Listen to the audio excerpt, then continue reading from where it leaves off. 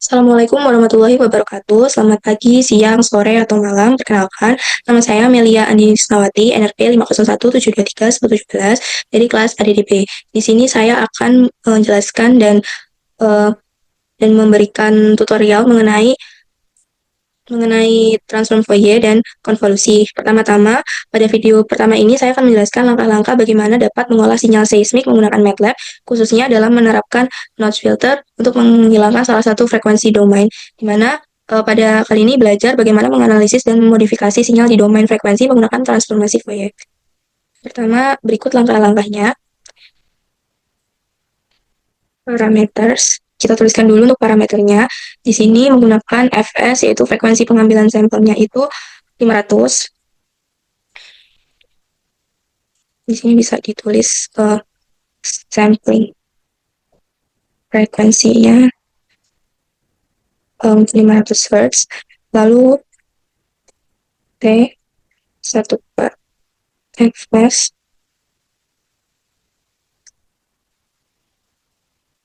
Ini merupakan selang waktu antar sampel, seperti sampling period. Bisa dikatakan sampling period. Oke, next.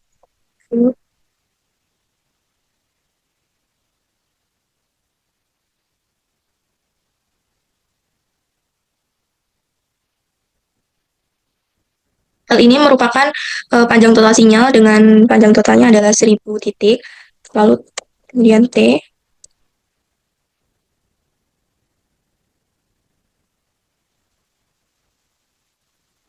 L-1 kali T. Ini merupakan time factor.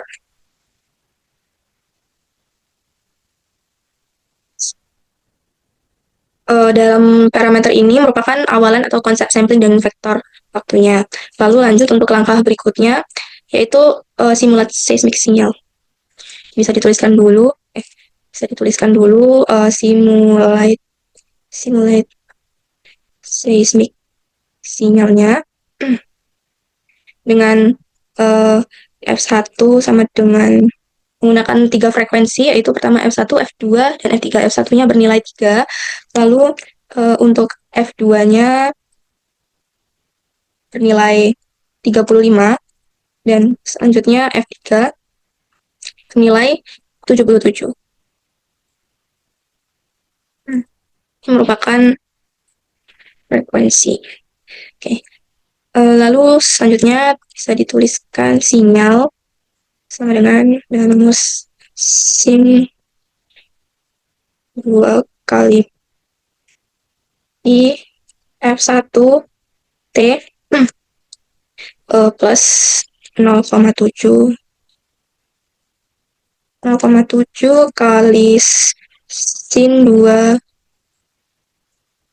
pi F2 T. Oke. Lalu ditambah 0,5 kali sin 2 kali pi F3 T. Seperti ini.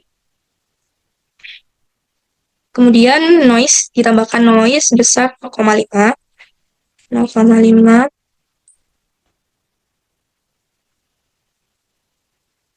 space.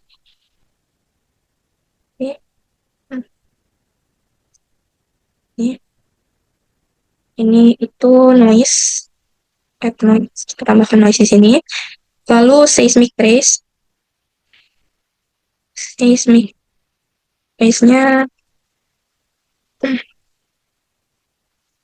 sinyal plus noise. Jadi seismic trace itu didapatkan dari sinyal plus noise. Oke, karena pada bagian ini tuh mencerminkan sinyal asli atau realnya yang merupakan kombinasi dari periodik dan noise acak. Gitu. Selanjutnya merupakan FFT. Sekarang kita beralih ke FFT.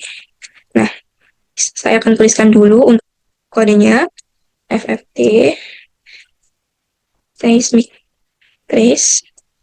Baik, seperti ini. Lalu tuliskan P2 sama dengan AGS. YL, lalu P1 dengan P2 1 banding L2+1, lalu P1 2 banding N-1 sama dengan 2 P1 2 banding N-1. Eh, hmm. Jangan sampai salah untuk penulisannya karena akan mengganggu semuanya. Lalu kemudian F sama dengan Fs 0 Fs 0 banding L bagi 2, L per 2 dibagi L per 2 kurung lagi, lalu ini bagi L. Nah, seperti ini. Nah, dalam bagian ini, FFT berfungsi untuk mengubah sinyal dari domain waktu ke domain frekuensi. Nah, pada komponen-komponen dari FFT ini terdapat ABS Y per L yang dia akan mengubah hasil kompleks FFT menjadi besaran magnitudo. Lalu P1 di sini hanya mengambil setengah dari spektrum karena simetri FFT tersebut. Lalu untuk F-nya di sini adalah vektor frekuensi yang sesuai dengan nilai dengan setiap nilai dari P1. Karena ini ya sama dengan L2-nya di sini. Oke, lanjut untuk plot original and spectrum. Bisa dituliskan dulu. Plot original, sebentar. Plot original sinyal and its spectrum. Nah, seperti ini. Di sini untuk menampilkan gambar figurnya. Jadi bisa ditulis aja dengan seperti biasa untuk menampilkan figur dalam sebuah coding. Seperti ini bisa diplot T seismic trace, nah, koma K untuk menampilkan warna atau dalam plotnya nanti. Di sini bisa ditambahkan keterangan juga plot seperti ini. Plot the original seismic trace. Nah, lalu ditambahkan juga title-nya, jangan lupa original seismic trace. Nah, oke. Lalu X label, sangat memerlukan X label. Nah, ini X labelnya ini time dengan S ini. Lalu Y label. Y labelnya amplitude. Oke. Lanjut ke yang kedua. Sama subplot juga 212. Oke, 212 seperti ini. Lalu plot tetap sama, tapi hanya dirubah untuk sorry tadi ini ada yang salah, bentar. Ini untuk plotnya juga F, P1 R. Oke, R-nya seperti ini ya. R, lalu ini seperti ini, dan bisa ditambahkan keterangan seperti di atasnya dengan keterangan plot the original frequency spectrum. Oke. Lalu tambahkan title juga. Title-nya original seismic trace. Lalu salah, maaf, salah. Jadi title-nya original seismic spectrum. Oke, original frequency spectrum. Oke, selanjutnya X label. X labelnya berbeda karena ini frekuensi, jadi ini juga ikut menjadi frekuensi. Lalu Y label, di sini Y label juga sama seperti di atasnya, yaitu amplitude. Nah, sudah seperti ini. Lanjut ke step berikutnya adalah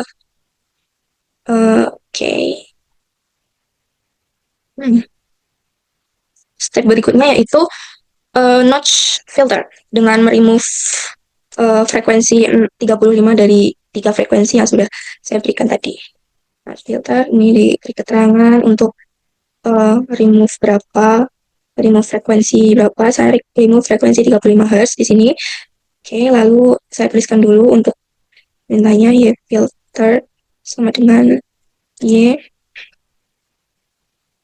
Nah, ini kemudian notch frekuensi sama dengan 35, karena yang dihilangkan 35 dan notch-nya dengan 2. Nah, jadi 35, 36, 37 itu termasuk dihilangkan juga. Lalu berikutnya frekuensi indeksnya ditulis round notch frekuensi kali L FSK seperti ini. Lalu band index juga hampir sama. Band indeksnya around notch band, karena di atas sudah fret, jadi ini band ya. Ini kurang.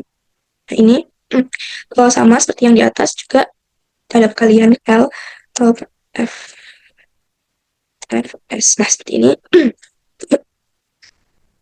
Nah, jadi di sini notch frekuensi ini merupakan 35 karena target frekuensi yang ingin dihapus itu 35, dan ini untuk lebarnya sendiri 2, jadi 35, 36, 37 itu juga ikut dihapus. Oke, lalu selanjutnya untuk zero. Oke, zero of the frequency components around 35 Hz. Oke, bisa langsung saya tuliskan saja. Frekuensi, indeks, min, band, indeks, digi, frek, indeks, plus, band, indeks. Oke, jangan lupa sama dengan 0, karena ini fungsinya untuk menolkan pada frekuensi komponennya. Yang kedua hampir sama, tapi nanti bedanya ada L dan band index, seperti itu. Filter L, min, frekuensi indeks, min juga band index, lalu ini ada bagian juga L min frek index plus band index. Oke, sama dengan 0, jangan lupa. Sana 0. Nah, pada ini itu berfungsi untuk menolkan nilai FFT pada tentang frekuensi target yang tadi 35, karena nanti pada notch filter salah satunya bentuk filter digital di domain di dalam frekuensinya. Jadi ini tuh perlu dienolkan untuk filter sebelumnya gitu. Lalu selanjutnya masuk ke inverse FFT. Saya tuliskan dulu inverse FFT. Lalu saya tuliskan dulu filter race dengan real IFFT Y filter. Nah, pada inverse FFT ini akan mengembalikan sinyal ke domain waktu. Jadi, real di sini berfungsi dan digunakan karena hasil IFFT bisa mengandung nilai imajiner kecil akibat noise number-nya. Jadi, IFFT ini digunakan untuk melihat efek perubahan spektrum terhadap sinyal waktu. Lalu selanjutnya, kita ke spektrum after filter. Bisa dituliskan dulu. Spektrum after filter. Nah, seperti ini dituliskan untuk P2 filter sama dengan APS Y filter per L ini, terus ini, lalu P1 filter sama dengan P2 filter 1 L2 plus 1. Lalu P1 filter 2 N min 1. Oke, sama dengan 2 kali, mana ya, kali P1 filter 2 dibandingkan N min 1. Oke, udah selesai. Nah, pada langkah ini itu digunakan sama seperti dengan langkah sebelumnya, tapi untuk sinyal yang sudah difilter. Jadi untuk memastikan efek filter ini benar-benar untuk menghilangkan frekuensi untuk 35 Hz. Gitu. Lalu untuk bagian terakhir, yaitu untuk menampilkan plotnya, saya akan tulis dulu untuk fiturnya plot filter signal and its spectrum. Oke, spektrum. Menampilkan gambar. Oke, subplotnya 211. Lalu untuk plot T filter trace. Nah, ini untuk menampilkan apa fiturnya juga. Hmm. Lalu title yang ditulis di sini adalah filter. Oke, bentar. Hmm. Filter seismic trace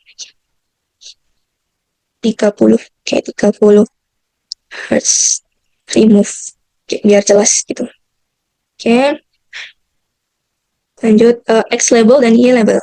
X labelnya sama ya kayak tadi, kayak anytime dulu. Time, jadi ditulisin aja buat keterangan di sini. Lalu ada Y label. Y labelnya amplitude. Ini bisa ditulis amplitude. Oke. Lalu untuk yang gambar kedua sama ini, oh sorry ada typo. Oke, ini subplot 2, 1, 2, seperti ini. Plotnya F, P1, filter, E, oke.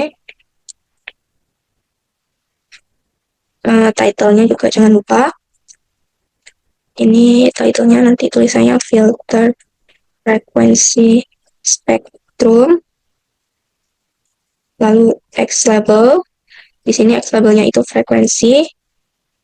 Jadi Hertz ya satuannya.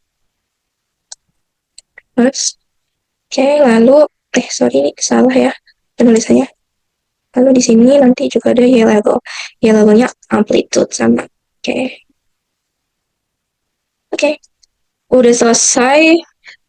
Bisa di-run dulu ya. Semoga nggak ada yang salah.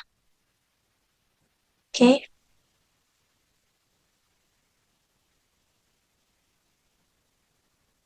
Ini sudah ada untuk figur 1 dan figur 2 yang nanti akan lebih saya jelaskan di PPT. Nah, sekian untuk tugas pertama. Jadi dalam kode ini saya membuat sinyal seismik dengan 3 frekuensi, dengan domain dan noise. Kemudian melakukan FFT untuk melihat spektrum frekuensi. Lalu dengan frekuensi 35 Hz saya hilangkan menggunakan notch filter manual di domain frekuensi. Lalu saya kembalikan sinyalnya ke domain waktu dengan IFFT. Hasilnya menunjukkan sinyalnya itu lebih bersih di sini dari frekuensi 35 Hz.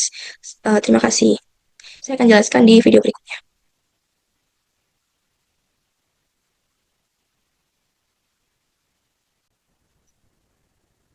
Baik, ini untuk tugas kedua yaitu mengenai konvolusi wavelet dari salah satu jenis wavelet untuk ketiga frekuensi untuk membedakan sesuai dengan perintah. Yang pertama bisa dituliskan dulu untuk parameternya. Parameter dasar yaitu di sini menggunakan dt. dt sama dengan di sini dt sama dengan 0,001.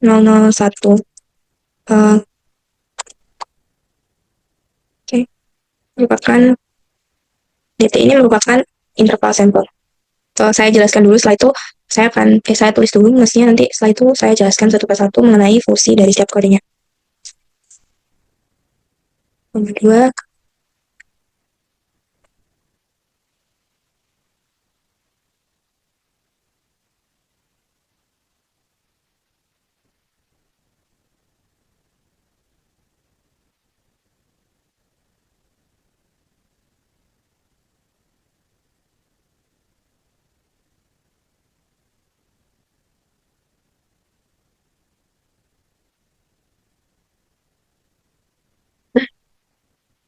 Sini kan panjang.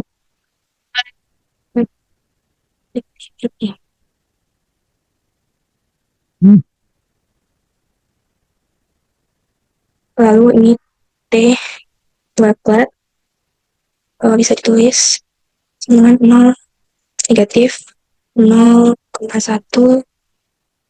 dt dibagi 0,1. Ini merupakan uh, panjang merupakan vektor waktu wavelet. Oke, lalu di T wavelet sama dengan 0 0 dibagi n-1 kali dt. Oke, ini merupakan vektor reflektivitas dan trace. Baik, jadi di sini saya akan menjelaskan bagian parameter dasar. Yang pertama untuk dt-nya 0,001 mendefinisikan interval sampel sebesar 0,001 detik atau 1 mili detik. Lalu untuk t itu 0,2 di sini mendefinisikan total waktu pengamatan yaitu 0,2 detik. Lalu untuk n-nya round T sampai dt menghitung jumlah sampel yang dibutuhkan berdasarkan total waktu dari interval sampel. Lalu untuk T wavelet-nya minus 0,1 dt dibagi 0,1.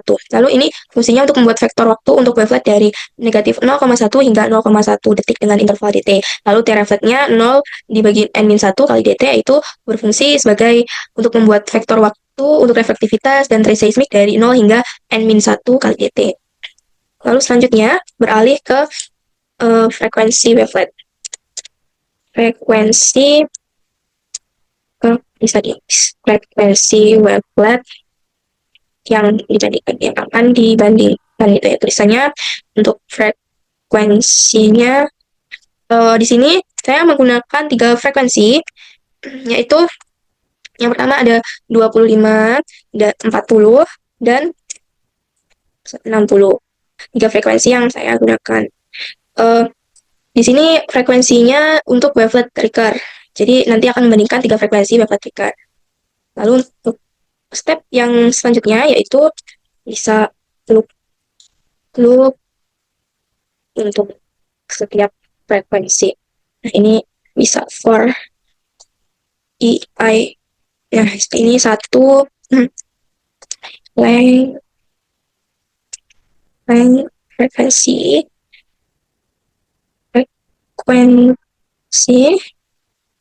lalu F dengan frekuensi I. Nah, ini diberi keterangan untuk frekuensi dominan. Nah, pada bagian ini fungsinya untuk memulai loop yang akan berjalan sebanyak 3 kali dalam sesuai jumlah frekuensinya. Untuk F-nya di sini menggambarkan frekuensi yang untuk mengambil nilai frekuensi pada iterasi. Oke. Baik. Selanjutnya di sini ada recur wavelet. Bisa ditulis dulu untuk keterangannya recur wavelet.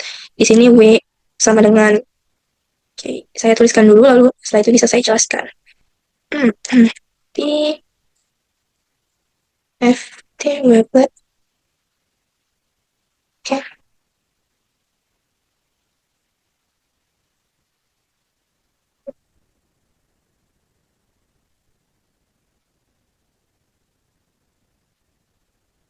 FT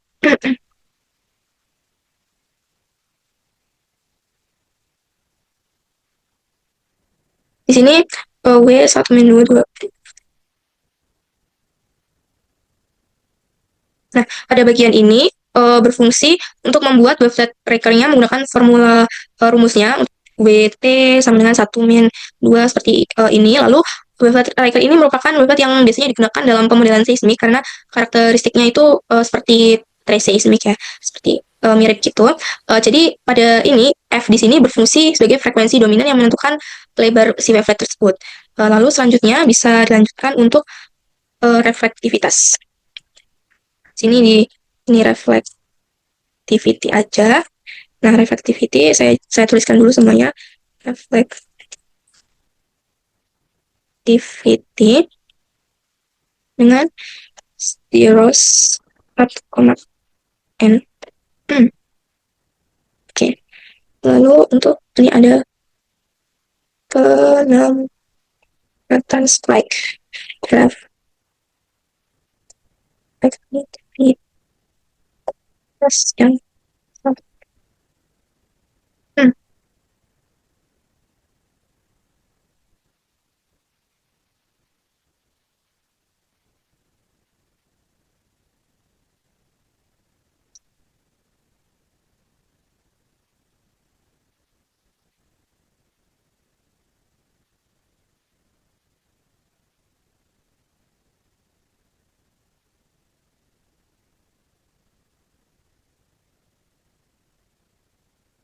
Nah, pada bagian ini, reflectivity-nya 0,1,n ini untuk membuat ray kosong sepanjang n berisi 0. Lalu untuk berikutnya ini ada reflectivity untuk penempatan spike reflektivitas yang sama untuk semua frekuensi ini, maksudnya untuk menempatkan koefisien refleksi pada posisi tertentu. Jadi di sini ada 30, 70, 120, 160, lalu 0,4 dan seterusnya. Ini merupakan sebagai contoh itu pada sampel ke-30 terdapat koefisien itu 0,4, lalu untuk ke sampel 70 koefisiennya min 0,3, begitupun untuk seterusnya. Nah, pada koefisien refleksi ini akan menggambarkan kontras dari impedansi akustik antar lapisan batuan. Oke, selanjutnya bisa dituliskan untuk trace seismik hasil konvolusi. Trace seismik, sorry, ada salah. Trace seismik hasil konvolusi. Ini seismik trace sama dengan konvolusi reflectivity, W ini same. Oke.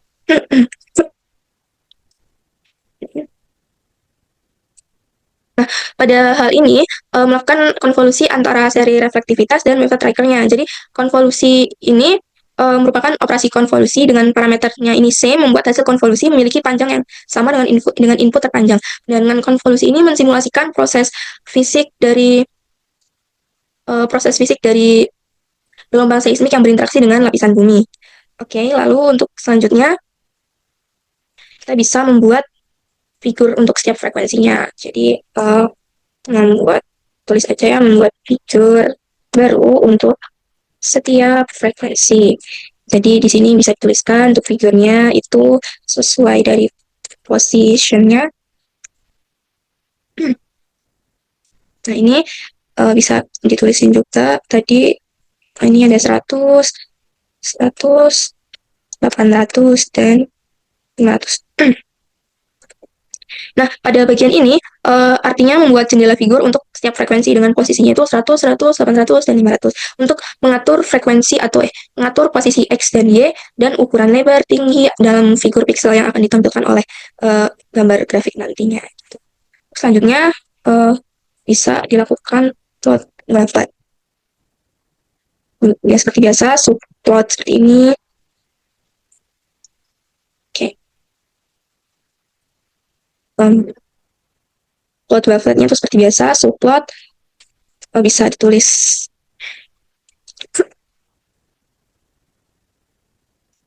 subplot 1, 3, 1. Oke. Plot W, T, red, B, line, white,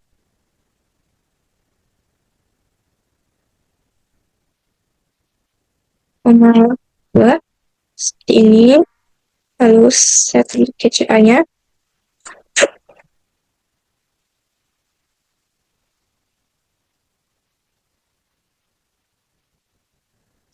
Reverse.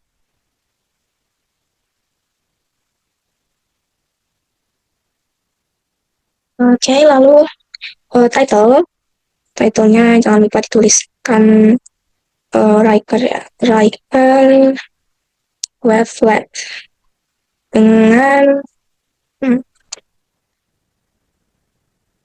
untuk F. Oke. Terus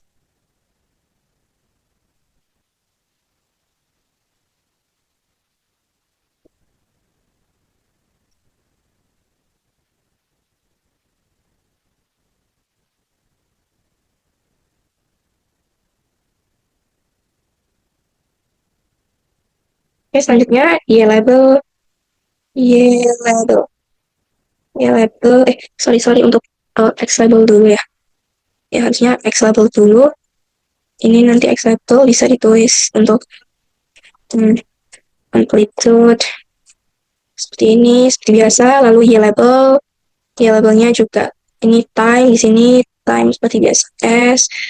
Oke, lalu read on, jangan lupa X min satu satu. Oke, seperti ini. Nah, di sini tuh fungsinya untuk 131 ini membuat subplot pertama dari total 3 subplot secara horizontal.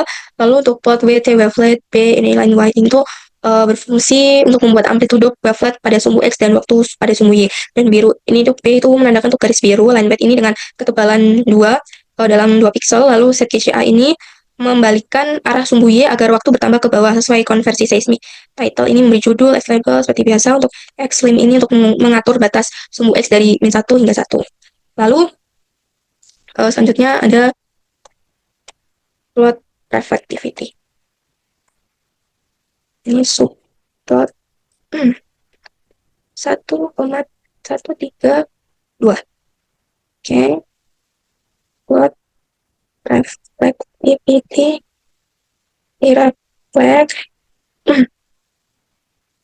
R lalu light width 2 lalu set KCA juga koma ini R ini ini lalu koma ini juga koma atas reverse seperti tadi. Lalu title menambahkan judulnya. Judulnya nanti ini adalah synthetic reflector. Synthetic reflectivity series. Ini lalu X label. X label itu selalu nggak selalu sih, tapi ini sini time dengan satuannya second. Lalu Y label. Oh, mohon maaf, ini X labelnya bukan time, salah ya. Jadi untuk X labelnya reflection coefficient. Ya, reflection coefficient. Coefficient. Nah, seperti ini untuk Y label baru time. Nah, baru time untuk Y labelnya. Lalu bit on, and then X lim. Seperti biasa ini ditulis 0,5, terus ini juga 0,5. Tanda kurungnya jangan lupa. Lalu ini seperti ini. Nah, untuk penjelasannya tuh sama seperti di atasnya, cuman ini karena R berarti dia merah, dan untuk 0,5 hingga 0, ini negatif 0,5 hingga 0,5 ini merupakan mengatur sumbu X dari min 0,5 hingga 0,5. Lalu di sini untuk yang terakhir ada ini plot untuk seismik. Ya, sebentar. Jadi plot seismik trace ini merupakan langkah terakhir. Plot seismik trace. Di sini ada subplot 1, 3. Lalu plot seismic trace, koma T-reflect, koma ini K, lalu ini koma ada line white,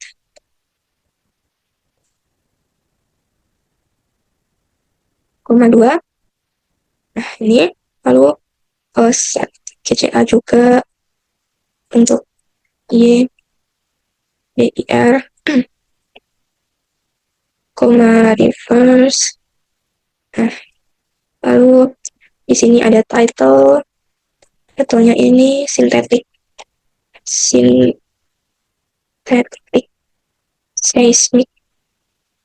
trace. Synthetic seismic trace. Nah, ini lalu jangan lupa X label amplitude, dan ini Y labelnya juga Y label time. Oke, lalu klik on, Xlim, min 0,5, 0,6, sorry, ini 0, ke titik ya komanya, jadi 0,5, terus ini lalu sudah selesai. Bisa di bisa coba di run dulu apakah sudah benar atau belum. Masih ada yang error di uh, line 35. Makanya ini yang error ya. Breaker wavelet.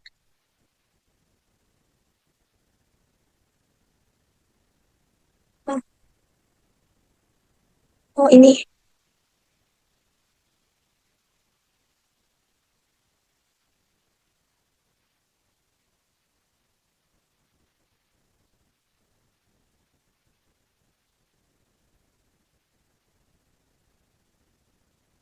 Sebentar ya. Ah, ini gini ya.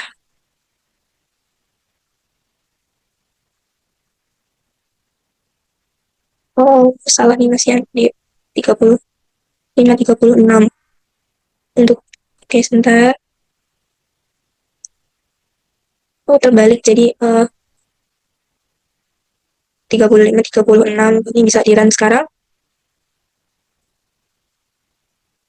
Nah, ini sudah menghasilkan untuk 3 figurnya yang nanti akan saya jelaskan di PPT. Sekian dari langkah-langkah yang sudah saya jelaskan pada MATLAB ini. Nanti saya akan menjelaskan kembali di PowerPoint. Terima kasih. Baik, untuk melanjutkan video processing dua pengolahan tadi dari FFT, IFFT, lalu yang kedua yaitu konvolusi wavelet. Di sini saya akan menampilkan hasil dan pembahasan dari FFT, IFFT, serta konvolusi wavelet pada trace seismic. Untuk yang pertama yaitu uh, ada analisis dan interpretasi hasil FFT serta noise filtering pada sinyal seismik sintetis yang sudah saya buat tadi. Untuk yang gambar pertama di sini adalah sinyal seismik awal dalam domain waktu. Di sini yang pertama yang paling atas terdapat original seismic trace, menampilkan sinyal seismik asli yang terdiri dari 3 komponen yaitu 3 Hz, 35 Hz, dan 77 Hz dengan tambahan noise tentunya. Di sini kita dapat melihat bagaimana komponen-komponen frekuensi ini terakumulasi dalam sinyal waktu. Lalu untuk bentuk sinyalnya di sini juga terlihat tampak acak, tetapi jika diperhatikan lebih detail juga ada pola yang periodik namun samar akibat adanya komponen sinyal harmonik. Lalu amplitude sinyal juga bervariasi tidak teratur karena adanya interferensi antar frekuensi serta gangguan noise. Nah, sinyal seperti ini yang akan mensimulasikan data seismik mentah yang diterima oleh sensor sebelum adanya filtering dan lain sebagainya. Lalu untuk gambar yang kedua ini menampilkan spektrum frekuensi dari sinyal asli ke puncak spektrum menunjukkan komponen frekuensi dominan pada 3 Hz, 35 Hz, dan 77 Hz. Dan di sini kita dapat melihat puncak pada 35 Hz yang akan dihilangkan oleh noise filter. Nah, untuk yang gambar kedua ini menunjukkan hasil dari FFT, yaitu mengubah sinyal dari domain waktu ke domain frekuensi. Jadi 10 dari 3 Hz, 35 Hz, dan 77 Hz. Jadi garis-garis merah ini menunjukkan amplitudo spektrum terhadap frekuensi yang setelah dilakukan FFT. Selain itu, di sini juga masih terdapat noise acak di seluruh spektrum dengan tapi amplitudenya tuh lebih kecil. Nah, selanjutnya di sini ada spektrum frekuensi sinyal awal hasil FFT. Nah, untuk yang atas ini menampilkan sinyal waktu setelah diterapkan notch filter untuk menghapus komponen 35 Hz. Hasilnya adalah sinyal yang lebih bersih tanpa gangguan pada frekuensi 35 Hz. Nah, setelah dilakukan notch filter untuk 35 Hz, bisa dilihat sinyal juga menjadi bersih. Frekuensi 35 Hz yang sebelumnya lebih dominan, sekarang tidak terlihat secara signifikan. Sinyal juga tampak lebih halus dan mudah untuk dianalisis. Lalu untuk grafik yang bawahnya ini, menampilkan spektrum frekuensi setelah noise filter diterapkan. Di sini dapat dilihat bahwa puncak di sekitar 35 Hz itu telah hilang karena memang dihilangkan juga, yang menunjukkan bahwa filter telah berhasil dan menghapus komponen frekuensi tersebut. Jadi meskipun masih ada noise di sini, tapi komponen yang signifikan sebelumnya yaitu frekuensi 35 Hz sudah dieliminasi sehingga spektrum juga lebih bersih dan lebih bisa dianalisis lebih baik lagi. Jadi pada uh, proses dan analisis spektrum ini itu digunakan untuk menghilangkan gangguan noise. Jadi noise itu dihilangkan tanpa merusak sinyal aslinya. Jadi sinyal asli itu tetap ada, namun noise yang lebih signifikan dan yang lebih terlihat itu dihilangkan pada rentang tertentu. Lalu di dalam analisis ini, dalam proses ini juga menemukan frekuensi dominan dari gelombang bawah permukaan. Jadi bisa dilihat dari FFT, IFFT. Berikutnya, yang kedua, tugas kedua ini merupakan analisis konvolusi dari wavelet dengan 3 frekuensi yang berbeda, yaitu frekuensi yang saya buat ini 25 Hz, 40 Hz, dan 60 Hz. Nah, pada frekuensi 25 Hz, wavelet memiliki bentuk lebih besar, lebih lebar, jadi menunjukkan resolusinya itu rendah. Nah, pada reflectivity, series ini terdiri dari 6 reflektor dan posisi dan amplitude yang jelas. Lalu, pada synthetic seismic trace, terlihat tumpang tindih antar eventnya dan memiliki beberapa refleksi yang kurang tajam. Nah, kesimpulan dari frekuensi 25 Hz ini pada wavelet Riker ini tuh menunjukkan frekuensi rendah menyebabkan batas antar lapisan sulit dibedakan atau menjadi low resolution. Nah, yang kedua ini wavelet frekuensi 40 Hz dengan Riker wavelet. Wavelet ini lebih sempit dari wavelet sebelumnya ini, ukurannya lebih sempit. Lalu dengan itu bisa disimpulkan bahwa jika ukuran lebih sempit, frekuensi juga lebih tinggi, resolusi pun meningkat. Dengan seismic trace mulai memperlihatkan juga batas antar vektor dengan lebih jelas dan kesimpulannya juga frekuensi wavelet menghasilkan detail lapisan yang lebih tajam. Lalu untuk frekuensi 60 Hz, wavelet terlihat sangat sempit, lebih sempit dari yang sebelumnya, menunjukkan frekuensi ini tinggi dan resolusi tertinggi di antara 3 gambar. Lalu seismic trace jelas menunjukkan semua refleksi tanpa tumpang tindih. Simulanya, frekuensi ini meningkatkan kemampuan mendeteksi batas reflektor.